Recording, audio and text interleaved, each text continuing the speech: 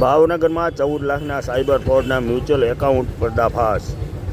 ભાવનગર જિલ્લાના ફ્રોડ કેસમાં Ghogha road police station વિસ્તારમાં આવેલા સૌરાષ્ટ્ર ગ્રામીણ બેંક, ગુજરાત ગ્રામીણ બેંક એક મ્યુચ્યુઅલ બેંક એકાઉન્ટમાં 14 લાખનો ફ્રોડ રકમ જમા કરાવી ઉપાડવામાં આવી હોય અન્ય સર્વે પોર્ટલ દેશભરના અલગ અલગ રાજ્યોમાંથી કુલ 4 સાયબર ફ્રોડની અરજીઓ નોંધાઈ હતી। તપાસમાં રાણીકાના ખાતાધારક મોહમ્મદ શફી સરફરાજ લાખાણી હોવાનું સામે આવતા પોલીસે ઘોઘા રોડે પોલીસ સ્ટેશનમાં ગુનો દાખલ કરવામાં આવ્યો હતો અને તેને ઝડપી લેવામાં આવ્યો છે।